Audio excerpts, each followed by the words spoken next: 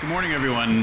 Really glad to be here. I know Greg Smith was here last year with JDL Gold, and a lot has happened in a year's time, and I'm going to try and tell you all about it in 10 minutes here. So we're going to go pretty quick, but we've just announced a merger here to create Equinox Gold, and it's a combination of Anfield, Trek, and Newcastle Gold. So I'll walk you through that really quickly. But the ultimate goal here is to create a mid-tier gold company in the next 3 to 5 years. Quickly in the highlights, we'll have a company here with 2 core assets that we're focused on, gold assets in California and Brazil. We'll have almost 6 million ounces in M&I resource, so really good substantial base to start and build a company around. Our first gold pour in AURIZONA in Brazil will be in about a year's time from now, so coming up pretty quick here. We're in the middle of construction. I'll show you a couple of photos in a minute. We'll have almost 100 million of cash, and we've just started to monetize some of the Anfield assets. We've sold them, announced them last week. So we'll be adding another sort of $30 to $40 million to that balance. So we've got a nice balance sheet at the moment, and our market cap will be over $400 million. And that starts to get us on the radar, I hope, of some of the larger funds, some of the indices, and one of the really exciting parts of it is getting Ross Beatty invested and involved. He'll become our chairman here. When you look at our actual assets, the 2 that we're focusing on are in AURIZONA, which is in Brazil. That's in the middle of construction. It'll have basically 140,000 ounces of annual production. It will basically go into production the end of next year. So we're in a good place. We're exploring at the same time. We have 5 drill rigs on site, so lots going on there. Castle Mountain in California has 4.2 million ounces in resource. We hope to come out with a PFS study and a new reserve, which will be a multi-million ounce reserve in the first part of next year. So that work's underway. We have drill rigs on site there. So there's lots of news and stuff happening in California as well. And it's permitted for its first phase of operation. When you look at the other assets, I just want to touch on the 3 in the bottom left there, and they're copper assets. I think a lot of people don't even know we have those in our portfolio. But 2 of them are David Lowell discoveries from quite a while back, and there hasn't been much work on them in the last few years. But recently, we've had 4 incoming inquiries from copper majors about the Ricardo property down there in the bottom left. It's in Chile. It's the theory behind that one is it's the faulted off section of Chuquicamata, so it's in real elephant country there. So we're excited about that. We may look to partner with someone that has deep pockets on that one. And then Warintza in Ecuador. Again, another David Lowell discovery from 10 years ago. There's been no exploration there for 10 years, but Ecuador has changed massively in the last 3 to 5 years. The local indigenous populations reached out to us about 3 months ago and said, we'd like you back on site. Could we start negotiating some investments into our community, jobs, etc.? And so that's ongoing at the moment. So we hope to be next year in there drilling again too. No guarantees on that yet, but certainly it's been very positive in the last 3 months. And that project alone there has 2 billion pounds of copper already. So it's something that we think there's only been 15% of the property explored, so there's potential to grow that very significantly if we get back on the ground there. And ultimately, I think the copper assets could be spun out or some value created from monetizing those. But in the short term, we think we can create some value by just getting back onto the property. Looking at our market cap, as I said before, it's getting over $400 million when you combine these 3 companies. It becomes meaningful. What I'm really excited about is the shareholder base. Ross Beatty will be our #1 shareholder, just over 10%. This will be his #1 story. He has not invested and got involved with an outside board in 10 years, so he's getting back into the gold space now. He's just sold Altera, which is his clean energy company, last week.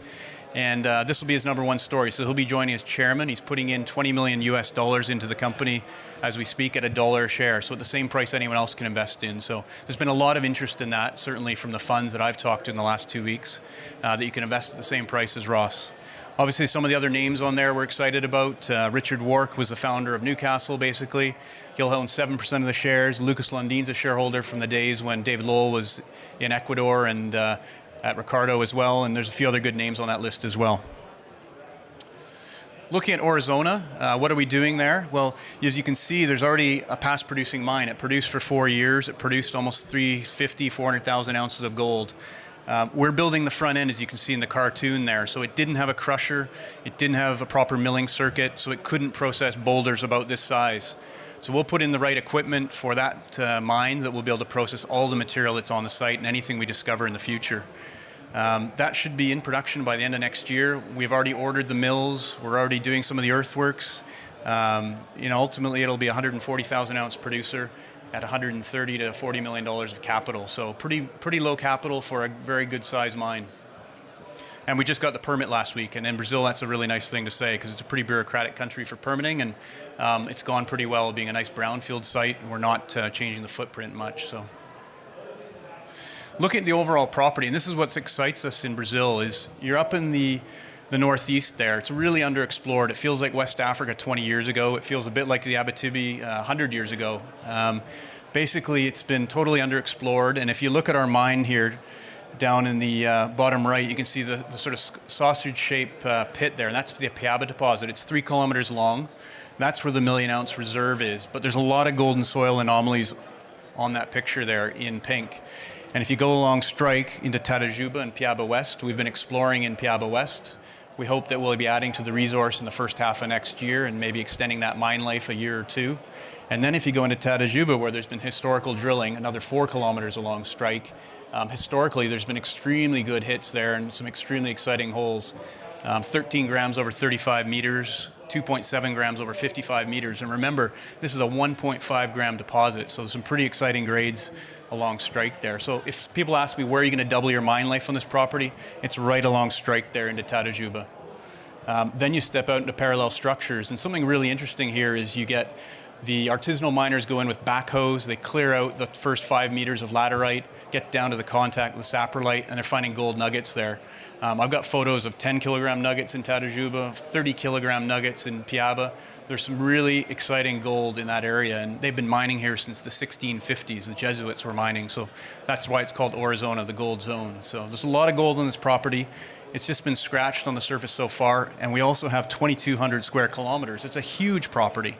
And Anglo Gold Ashanti is our partner on the green, as you can see there. They'll have 4 years to earn into that. They're looking for an Anglo-sized deposit, so a big deposit. They'll spend $14 million. They've already spent probably 5 or 6. They'll probably spend another 7 or 8 next year. And ultimately, if they find a big deposit, we'll own 30% of it. So in addition to what we have and we're mining, there's the Anglo Gold upside potential. And they're in there drilling right now with 2 rigs in the far east of that property. If I switch gears here and move to California, this is the Newcastle asset that comes into the portfolio now. It's got 4.2 million ounces in resource. They had 44,000 meters of drilling last year, actually, to upgrade that resource and increased it by 70%. We're doing the economics right now and working with the engineers to get the PFS study out in the first part of next year. That should bring in a pretty substantial size reserve, so we're excited about that. And again, this is a past producing mine. It produced for 10 years until 2001 or 2. And ultimately produced over 1 million ounces of gold. So this is now a big low-grade deposit. It's pretty low capex because it's a past producer.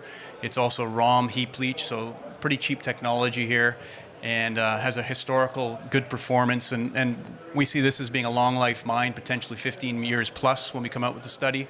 And what the key thing as well is that we have permits in California. And I know people worry about permits in the U.S., but we already have the permits for phase 1. When you look a little more closely at it, you can see the 2 Orobel and Jumbo pit that were there historically are still there. They've refilled the JSLA pit, and there'll be exploration ongoing to the east and to the north of that and to the south. There's 2 drill rigs right now on site. There'll probably be 3 in the near future. And ultimately, this will be a phased approach here. We're going to be getting the ROM up and running probably within a year after we get AURIZONA up and running. So we'll have our second project up and running within a couple of years from now.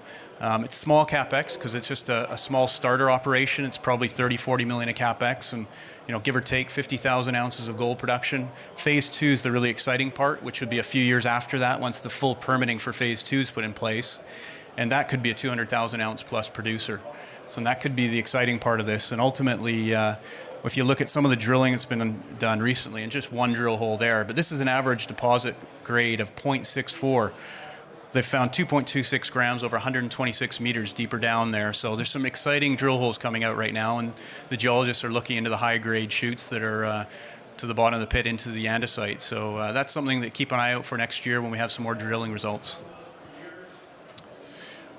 What's the investment thesis with this story? Well, you have 2 smaller companies, probably 3 companies if you add Anfield to it, that are sort of sub $100 million or $200 million market caps. You put them together, you end up getting up with $400 million market cap. But the exciting part is, once these 2 mines are in production, you can end up 300,000 to 400,000 ounces of production. And if you look at the other players that are in that space, they all have 1 to sort of 3, some are up to $4 billion market caps.